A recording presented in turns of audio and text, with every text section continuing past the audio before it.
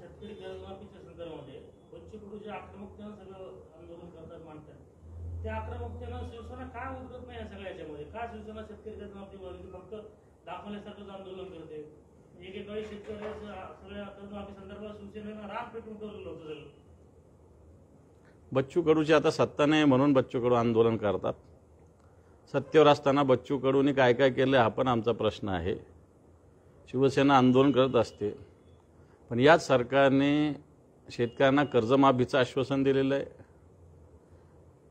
याच सरकारने आता शेतकऱ्यांच्या विम्याचे जे मी आत्ता सांगितलं ट्रिगर कमी केलेले आहे.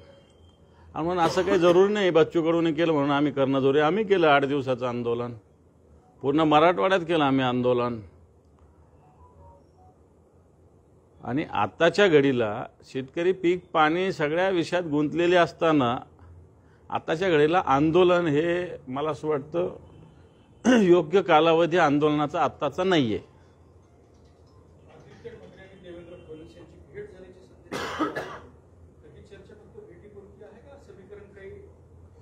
हे बाय हे एखाद्या हॉटेलमध्ये लकीली दोघे पोचणं म्हणजे काय भेट झाली अशातला काही भाग नाही आहे.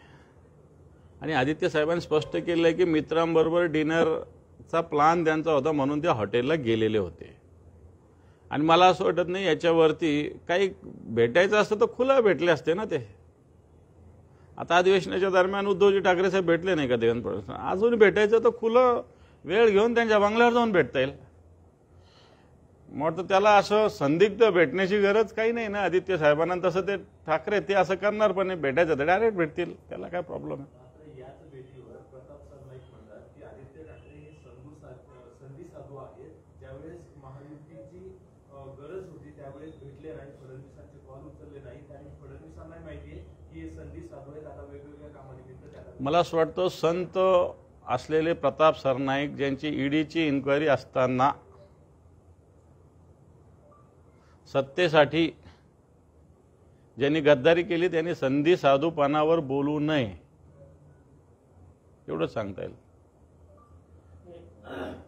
निरोप समारंभाच्या भाषणामध्ये देवेंद्र फडणवीस पासून सगळ्या बऱ्याच जणांनी कौतुक केलं. औरंगाबादच्या काही नेतेबाबत विधान भवनामध्ये अशा पद्धतीनं कौतुक होण्याची जरा पहिलीच वेळ दिसेल.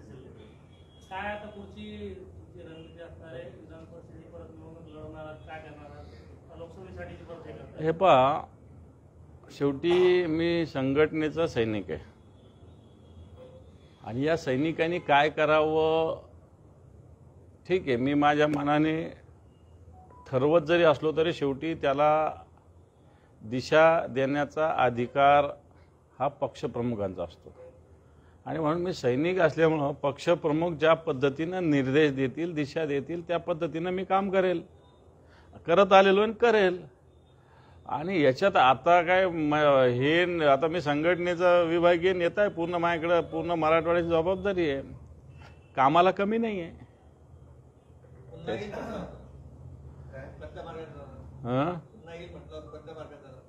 निवडणुकीच्या मार्गाने जाईल ना, जी निवडणूक होईल ती लढेल आणि जाईल.